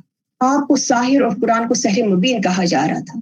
یہ وہ دور تھا جب کہ ایک طرف کفار مکہ اپنی پوری قوت سے اس دعوت حق کو کچل دینے کے لیے ایڈی چوٹی کا زور لگا رہے تھے, اور دوسری طرف اللہ تعالیٰ کی طرف ایک پیدر پہ تنبیہات نازل ہو رہی تھی. آپ صلی اللہ علیہ وسلم اس کی وجہ سے سخت اضطراب میں تھے, اور ایک فکر انہیں گلائی جا رہی تھی کہیں ان کے لیے مہلت ختم نہ ہو جائے اور ان پر اللہ کا عذاب نہ ٹوٹ. ایک حدیث مبارک میں آتا ہے کہ حضرت ابوبکر صدیق رضی اللہ تعالیٰ عنہ نے نبی صلی اللہ علیہ وسلم سے عرض کیا کہ میں دیکھتا ہوں کہ آپ بوڑھے ہوتے جا رہے ہیں, اس کی کیا وجہ ہے؟ جواب میں آپ صلی اللہ علیہ وسلم نے فرمایا کہ مجھے سورہ ہود, سورہ واقعہ, مرسلات, نبا اور تکویر نے بوڑھا کر دیا, کیونکہ یہ وہ صورتیں ہیں کہ جو آخرت کی بالکل وہ عکاسی کر رہی ہے, کہ ایک ہمیں پکچر دے رہی ہے, اور حضور صلی اللہ علیہ وسلم اس غم میں بولتے تھے کہ میری قوم کو میں کیسے بچاؤں. پھر اس کا ہم دیکھتے ہیں مرکزی مضمون. اس اس سورہ کا جو مرکزی مضمون ہے وہ سورہ یونس کی طرح دعوت، فہماش اور تنبیہ ہے، البتہ تنبیہ کا تفصیل سے اس میں بیان کیا گیا ہے۔ اس میں قرآن کی دعوت قبول کرتے ہوئے شرک اور دیگر گناہوں سے توبہ کر کے انہیں بھی پچھلے قوموں کی طرح ہلاک کیا جانے کا بتا دیا گیا، اور اس صورت میں جلال ہے، اللہ کے غضب کا ذکر ہے۔ پھر اس کا ہم دیکھتے ہیں کہ کتابی ربط، پچھلی صورت جو ابھی ہم نے سورہ یونس میں پڑھی مختلف قسم کے دلائل سے منکرین توحید، منکرین رسالت اور آخرت کے خلاف اتمام حجت تھا، اور سورہ ہود میں تاریخ کے 6 سچے واقعات سے اتمام حجت ہے، یعنی اللہ برے لوگوں کو ہلاک کر کے نیک لوگوں کو بچا لیتا ہے۔ پھر پچھلی صورت میں سورہ یونس میں کہا گیا تھا کہ رب العالمین کا یہ کلام ہر قسم کے شک سے پاک ہے، اور مشرکین مکہ پر فرد جرم عائد کی گئی تھی جو شک میں مبتلا تھے۔ اور یہاں سورہ ہود میں تاریخ کے حوالے سے بتایا گیا ہے کہ قوم سمود بھی شک میں مبتلا تھی اور قوم فرعون بھی شک میں گرفتار۔ پھر پچھلی سورہ یونس میں مشرکین سے کہا گیا تھا کہ تم اللہ کے کلام کو رسول اللہ صلی اللہ علیہ وسلم کا افتراء یعنی جھوٹ سمجھتے ہو تو تمہیں چیلنج دیا جاتا ہے۔ وہاں پر ایک سورت تصنیف کرنے کی چیلنج تھا، اور اس سورت میں 10 سورت چیلنج دیا گیا ہے۔ پچھلی صورت میں بتایا گیا تھا کہ مشرکین مکہ نے قرآن حکیم کے ذریعے جو بشارت دی گئی تھی، جو ڈراوا دیا گیا تھا، اس کو ساحر یعنی رسول صلی اللہ علیہ وسلم پر ساحر اور جادوگر ہونے کا الزام لگایا، اور جس طرح فرعون اور اس کے فوجی کمانڈروں نے حق کو اس نے سحر بتا دیا تھا۔ لیکن سورہ ہود میں بتایا گیا کہ مشرکین مکہ رسول اللہ صلی اللہ علیہ وسلم کے پیش کرتا عقید آخرت کو سحر مبین قرار دیتے تھے کہ مرنے کے بعد لوگ دوبارہ اٹھائے جائیں گے۔ اب یہ سورہ ہے، اس کو ہم 8 پیراگرافز میں تقسیم کر سکتے ہیں۔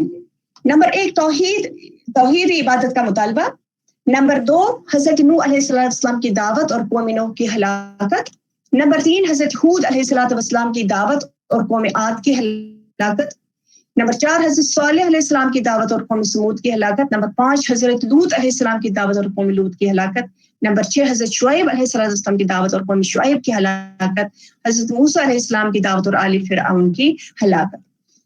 سب سے پہلے ہم پہلے پیراگراف کی طرف آتے ہیں جو آیت 1 سے 24 تک ہے۔ اس میں ایک تمہید باندھی گئی ہے کہ جس میں توحید عبادت اور استغفار کا مطالبہ کیا گیا، یعنی ارشاد ہوا کہ قرآن مجید حکیم اور خبیر ہستی کی طرف سے نازل ہوا ہے، اور جس کی ابتدا میں چھوٹی چھوٹی صورتوں میں یا چھوٹی چھوٹی آیات میں جو بہت ہی جامع تھی اس صورت میں نازل ہوئی، اور بعد میں ان آیات کی وضاحت کی گئی۔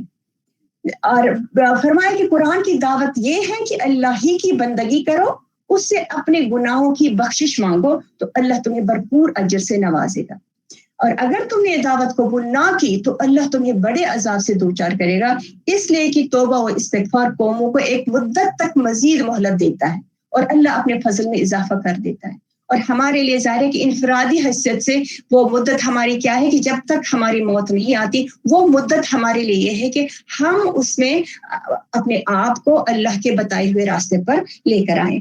پھر اللہ تعالیٰ کے علم کی وضاحت کر کے اس کی خالقیت اور قدرت ثابت کی گئی، اور فرمایا کہ اللہ نے کائنات کو 6 دنوں میں بنایا، اور انسانوں کو اس لیے بنایا تاکہ ان کا امتحان ہو۔ یعنی یہاں یہ بتایا گیا کہ انسان کو پیدا کرنے کا، تخلیق کرنے کا مقصد کیا ہے کہ ان کا امتحان ہو کہ ان میں سے کون عمل کے اعتبار سے اچھا ہے۔ عمل بہت کچھ ہو سکتے ہیں، لیکن اچھا کیا عمل ہوگا جس کو اللہ تعالیٰ نے اچھا قرار دیا، اور امتحان کا نتیجہ روز قیامت ظاہر ہوگا۔ جس طرح دنیا میں جب ہم امتحان دیتے ہیں تو پھر رزلٹ کے دن تک انتظار کرنا ہوتا ہے، اسی طرح یہ دنیا جب تک ہم زندہ ہے امتحان میں ہیں، اور پھر جب قیامت برپا ہوگی اس دن ہمیں اس کا نتیجہ سامنے آ جائے گا۔ پھر یہ فرمائے کہ آج جو انکار کرنے والے ان باتوں کا مذاق اڑاتے ہیں اور بڑے تکبر سے کہتے ہیں کہ ہم پر عذاب کیوں نہیں آتا، تو ان قریب ان پر عذاب آ جائے گا اور انہیں وہی آفت گھیر لے گی جس کا وہ مذاق اڑاتے تھے۔ اس کے بعد فرمایا کہ انسان پر جب نعمت آتی ہے تو اتراتا ہے، اور جب تکلیف آتی ہے تو انتہائی مایوس ہو کر بجھ جاتا ہے۔ یعنی اللہ تعالیٰ کو یہ خصلتیں پسند نہیں ہے، نہ ہی اللہ کو اترانا کسی کا پسند ہے، نہ ہی مایوس ہو جانا۔ اللہ تعالیٰ فرماتا ہے کہ صرف شیطان ہی مایوس ہو جاتا ہے۔ اللہ تعالیٰ کے جو محبوب بندے ہیں ان کے بارے میں فرمایا کہ اللہ کے محبوب بندے نعمتوں پر شکر اور تکلیف پر صبر کرتے ہیں، یعنی یہ 2 صفتیں ہوتی ہیں جو اللہ کو بہت پسند ہے۔ گویا وہ اللہ کے ہر فیصلے پر راضی رہتے ہیں، یعنی جو بھی ان کے راہ میں آتا ہے وہ اس پر راضی رہتے ہیں۔ पिछली सूरत में भी हमने पढ़ा। फिर चैलेंज दिया गया कि फरमाया कि अगर कोई समझता है कि कुरान अल्लाह का कलाम नहीं, तो फिर मुकाबले में कुरान जैसी 10 सूरतें ले आए और जिसको बुला सकता है मदद के लिए बुलाए। साथ ही जवाब भी दिया कि कोई भी कुरान जैसा कलाम सामने नहीं ला सकता, इसलिए कि अल्लाह ताला ने अपने इल्म कामिल की बुनियाद पर इसको नाजिल किया है। फिर मजीद फरमाया कि दुनिया के तलबगारों के लिए आखिरत में कोई हिस्सा नहीं है, यानी जिन्होंने सिर्फ दुनिया को अपना सब कुछ बना लिया तो आखिरत में उनके लिए कोई हिस्सा नहीं होगा। आखिरत का अजर किन के लिए है? जो न सिर्फ उसके तलबगार हों बल्कि उसकी तैयारी के लिए भरपूर कोशिश कर रहे हों। हर एक ये चाहता है कि मुझे जन्नत में जगह मिले, चाहे वो ईमान वाला हो या ईमान वाला ना हो, लेकिन अल्लाह ताला फरमाता है कि सिर्फ तलब करने से वो अजर नहीं मिलता, वो तलब के साथ साथ उसके लिए तैयारी भी भरपूर करनी होती है। फिर वार्निंग दी गई कि ऐसे जालिमों के लिए बदतरीन अजाब होगा जो अल्लाह की अताअत से लोगों को रोकते हैं। यानी एक जुल्म तो यह है कि इंसान खुद रुकता है, खुद इताअत नहीं करता, और उससे बढ़कर जुल्म ये होता है कि आप दूसरों को उससे रोकते हैं और अल्लाह के अहकामात पर एतराज करते हैं। और इसके फौरन बाद मोमिनीन को खुशखबरी सुनाई गई और फरमाया कि इसके बरक्स ईमान लाने वाले और नेकियां करने वाले शानदार बदला पाएंगे। और फिर अहले ईमान और अहले कुफर की मिसाल आंख वाले और अंधे या फिर सुनने वाले और बहरे की सी दी है। और फरमाया कि पहला ग्रुह अंधा और बहरा है और दूसरा सुनने और देखने वाला। बहरा और अंधा इसलिए कि उनके सामने आप इतनी वाज़ह दलाइल पेश कर रहे हैं, इसके बावजूद वो आंख मूंदे बैठे हैं, कानों में उनकी गरानी पड़ी हुई है, इसलिए वो कुछ भी नहीं सीख रहे हैं। और दूसरा ग्रुह इसलिए वो बीना है, देखने वाला है, सुनने वाला है, क्योंकि वो आपके बताए हुई बातों पर को सुनते हैं और इन पर अमल करते हैं। फिर इसके बाद दूसरा पैराग्राफ आयत 25 से 49, इसमें हज़रत नूह अलैहिस्सलाम की दावत और कौम नूह की हलाकत का बयान है।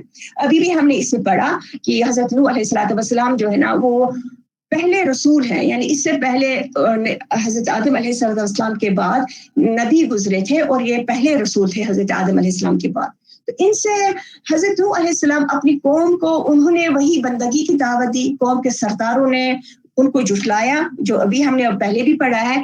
और क्या था कि आप हमारी तरह के ही इंसान हैं। बिल्कुल वही चीज जो नबी करीम सल्लल्लाहु अलैहि वसल्लम को भी कहा जा रहा था कि आप कैसे नबी हो सकते हैं, आप तो हम जैसे हमारे में से एक इंसान है और आपकी पैरवी करने वाले हमारे माशरे के कम तर और गठिया लोग हैं। बिल्कुल वही बात थी जो मुशरिकीन मक्का नबी सल्लल्लाहु अलैहि वसल्लम पर चस्पा कर रहे थे। तो नूह अलैहिस्सलाम ने कहा कि मैंने तुम्हारे दरमियान एक पाकीज़ा जिंदगी बसर की है, यानी कितनी 950 साल, फिर भी तुम मेरी सीरत से कुछ नहीं सीखे। और फिर अल्लाह ने अगर मुझे चुन लिया है, मुझ पर वही नाजिल की है और मैं तुमसे इस तबलीग पर कोई नजराना भी नहीं मांग रहा हूँ, और मैं तुम्हारे कहने पर हरगिज ईमान लाने वाले फुकरा और दरवेशों को अपने से दूर नहीं करूंगा। फिर उन्होंने ये भी कहा कि मैंने दावा नहीं किया कि मेरे पास अल्लाह के रहमत के खजाने हैं, गैब की बातें जानता हूँ, मैं फरिश्ता हूँ, मैं तो इंसान हूँ, लेकिन अल्लाह ने मुझे रिसालत के लिए चुन लिया है और मैं उसी का पैगाम तुम तक पहुंचाता हूँ। इसके बाद नूह अलैहिस्सलाम को आगाह किया गया कि अब तुम्हारी कौम में कोई भी नहीं बचा है कि जो ईमान लाए, इसलिए अब इस कौम पर अजाब नाजिल होगा, तो इसलिए अब आप कश्ती बनाइए और अपने मोमिनीन को लेकर निकल जाए। तो हज़रत नूह अलैहिस्सलाम जब कश्ती बना रहे थे तो कौम के सरदार आपका मजाक उड़ा रहे थे कि ये कश्ती बना रहा है खुशी में। तो आपने फरमाया कि अनकरीब हम तुम्हारा मजाक उड़ाएंगे। और जब अल्लाह की तरफ से अजाब का फैसला आया तो आसमान से बारिश नाजिल और जमीन से पानी उबलने लगा। तो नूह अलैहिस्सलाम ने तमाम अहले ईमान और हर मखलूक के एक एक जोड़े को कश्ती में सवार किया और पानी की मकदार इस कदर बढ़ गई कि उसने एक तूफान की सूरत इख्तियार की, जिससे पहाड़ जैसी मौजें पैदा हो गई और कश्ती में सवार होने वाले सिर्फ महफूज रहे, बाकी सारी कौम गर्क हो गई। अच्छा, जिसमें हज़रत नूह अलैहिस्सलाम का बेटा भी गर्क हो गया। अभी हम पढ़ चुके हैं इसलिए सभी चीजें मैं आपको और डिटेल नहीं बताती, हमारे पास इतना टाइम नहीं है। और फिर हालांकि नूह अलैहिस्सलाम ने बेटे के लिए दुआ भी मांगी थी, लेकिन अल्लाह ताला ने क्या फरमाया कि वो उसका ताल्लुक तुम्हारे से है ही नहीं, क्योंकि उसका बुरा अमल बुरा है। और नूह अलैहिस्सलाम के किस्से से असल में मुशरिकीन को कानून हलाकत से इबरत हासिल करने का मशवरा दिया गया है। उनको कहा गया कि इससे तुम कुछ इबरत हासिल करो, कि उन्होंने भी यही किया था। और साथ ही रसूलुल्लाह सल्लल्लाहु अलैहि वसल्लम को मुखालफत के इस माहौल में सब्र और इस्तिकामत की हिदायत की गई और तसल्ली दी गई कि बेहतरीन आकिबत और अंजाम सिर्फ और सिर्फ परहेजगारों के लिए ही है। اس کے بعد پیراگراف 3 آیت 50 سے 60 اس میں حضرت ہود علیہ السلام کی دعوت اور قوم عاد کی ہلاکت کا ذکر ہے. قوم نوح کی ہلاکت کے تقریباً 500 سال بعد قوم عاد کو جانشین بنایا گیا تھا, اور یہ قوم بھی مشرک تھی, اور انہوں نے بھی حضرت ہود علیہ السلام کو جھٹلایا. اور حضرت ہود علیہ السلام کی تعلیم بھی وہی تھی کہ اللہ کی بندگی کریں, اس سے بخشش مانگیں, اور ساتھ ہی بشارت بھی سنا دی تھی کہ اگر تم نے میری بات مان لی تو اللہ تم پر رحمتوں کی بارش برسائے گا اور تمہیں قوت میں اضافہ فرما دے گا.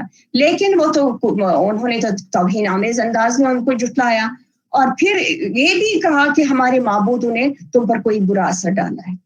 تو اس کے بعد حضرت ہود نے کہا کہ گواہ رہو کہ میں تمہارے معبودوں سے اعلان براءت کرتا ہوں, اور میں نے تم تک حق بات پہنچائی, تم اس کو نہ مانو تو اللہ تعالیٰ کی طرف سے عذاب کے لیے تیار ہو جاؤ. پھر آخر کار اللہ تعالیٰ نے ان پر بھی رسوا کن عذاب ڈالا اور حق بات جٹانے والوں کو تباہ کر دیا, اور صرف وہی لوگ بچے حضرت ہود علیہ السلام اور جو اس کے ساتھ نیکوکار لوگ. اس کے بعد پیراگراف 4 میں حضرت صالح علیہ السلام کی دعوت اور قوم ثمود کی ہلاکت کا ذکر ہے. حضرت ہود اور اہل ایمان عرب کے جنوبی علاقوں میں ہجرت کر کے مدینہ منور کے شمال میں آباد ہوئے تھے, اور ان کی نسل ثمود کہلائے, اور انہیں عاد ثانی بھی کہا جاتا ہے. اور قوم ثمود کی بربادی کی داستان ہم نے ویسے پہلے بھی پڑھی ہے, بس رفلی بتاتی ہوں کیونکہ انہوں نے بھی توحید کی دعوت دی تھی, اور اس قوم نے اپنے آبا و اجداد کے من گڑت معبودوں کو چھوڑنے سے انکار کیا, اور اللہ تعالیٰ نے اپنی قدرت کی نشانی کے طور پر اس قوم کے سامنے ایک اونٹنی بھی پہاڑ سے برآمد کی, اور انہیں خبردار بھی کیا کہ اس کو بری نیت سے ہاتھ نہ لگانا. لیکن قوم باز آنے والی کہاں تھی؟ انہوں نے اس اونٹنی کو ہلاک کیا, تو پھر 3 دن بعد اللہ کا عذاب ان پر آ گیا, اور پوری قوم ایک زلزلے سے ہلاک کر دی گئی, اور اللہ تعالیٰ نے اپنی خاص رحمت سے صالح علیہ السلام اور اہل ایمان کو محفوظ رکھا.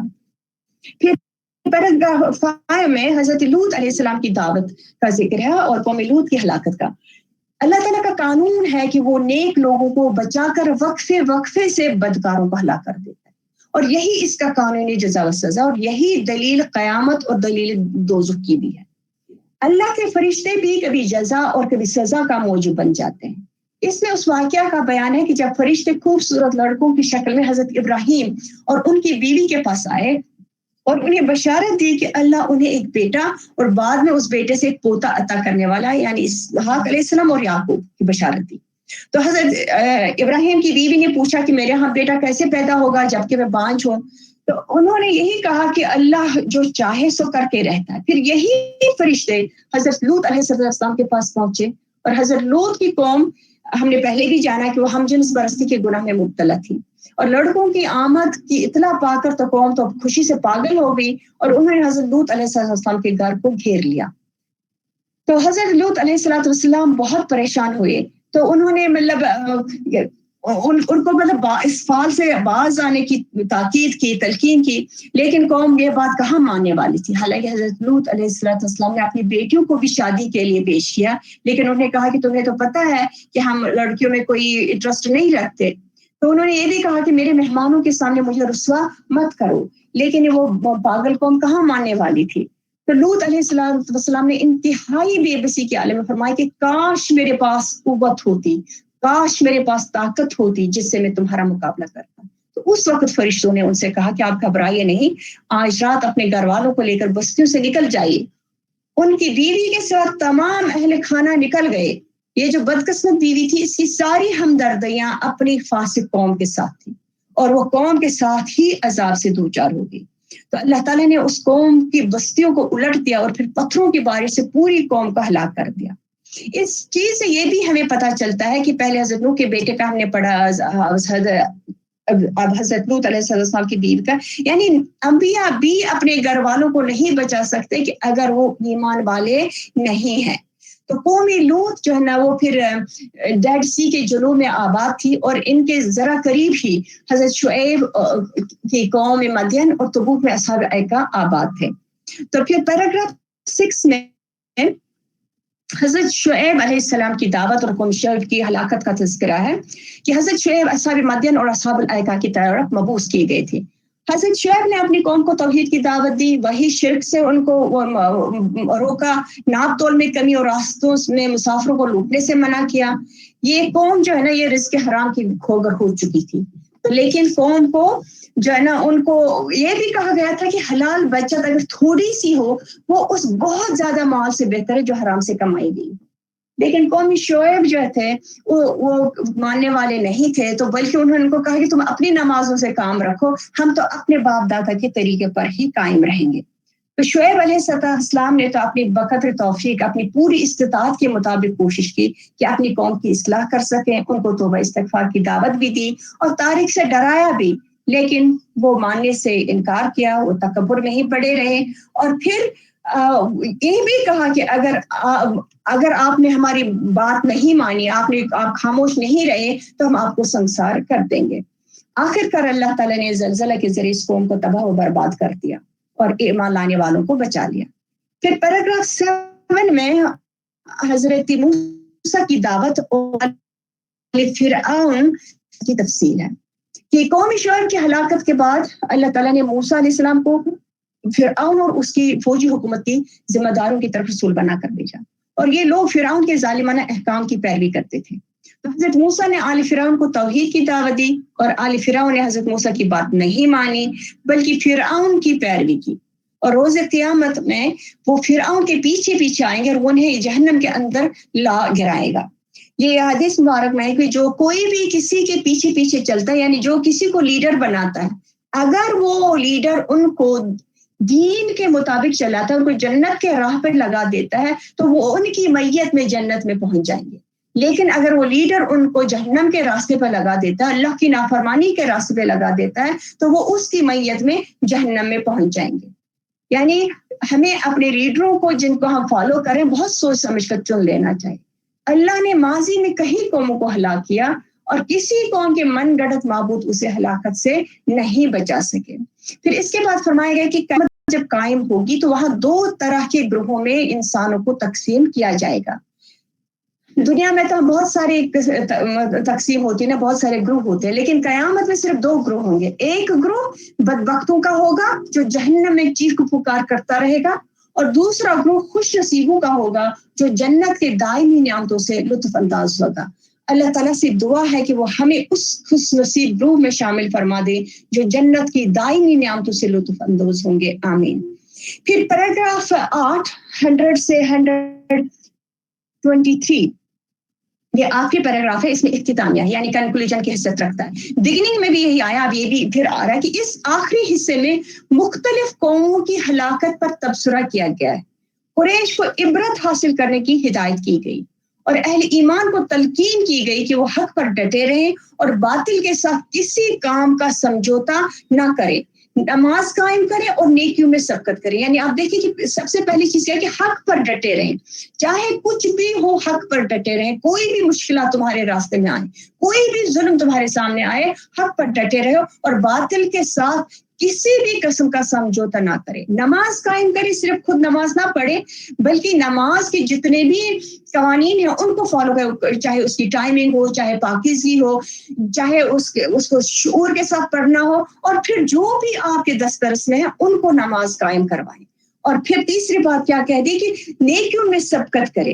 یعنی جب ہم نیکی کرنے کا ارادہ کرتے کبھی سوچتے کہ چلو تھوڑی دیر بعد کرتے ہیں, تو یہاں اللہ تعالیٰ فرماتا ہے کہ سبقت کریں, ایک دوسرے سے بڑھ کر کرنے کی کوشش کریں, جلد از جلد کرنے کی کوشش کریں. اور پھر یہ خوشخبری بھی دی گئی کہ نیکیاں برائیوں کے اثرات کو مٹا دیتی ہے. ایک دفعہ ایک شخص نبی کریم صلی اللہ علیہ وسلم کے پاس آیا, وہاں پہلے اس نے نماز پڑھی, نماز کے بعد آپ صلی اللہ علیہ وسلم سے کہا کہ یا رسول اللہ صلی اللہ علیہ وسلم میں نے اپنے اوپر ظلم کیا, میں نے گناہ کیا. آپ صلی اللہ علیہ وسلم نے بالکل بھی ٹو نہیں لگائی کہ کیا گناہ اس نے کیا ہے, بلکہ فرمایا کہ کیا تم نے ابھی ہمارے ساتھ نماز نہیں پڑھی؟ اس نے کہا ہاں پڑھی. تو آپ صلی اللہ علیہ وسلم نے فرمایا کہ تو اس کی وجہ سے تمہارا گناہ معاف ہو گیا, کیونکہ نیکیاں برائیوں کو مٹا دیتی ہے. کہ اس لیے جب کوئی گناہ ہم سے بھی سرزد ہو جائے تو ہمیں فوراً نیکی کر لینی چاہیے, تو گناہ انشاءاللہ تعالیٰ زائل ہو جائے گا. اچھا, اس کے بعد یہ بھی تلقین کی گئی کہ صبر کرتے رہیں, یعنی جو بھی صورتحال ہو صبر کرتے رہیں. صبر ہر حال میں, چاہے وہ تکلیف ہو چاہے وہ خوشی ہو, دونوں کے لیے صبر کی ضرورت ہوتی ہے. اور پھر اطمینان دلایا کہ اللہ صبر کرنے والوں کے ساتھ, ان اللہ مع بے شک اللہ تعالیٰ صبر کرنے والوں کے ساتھ.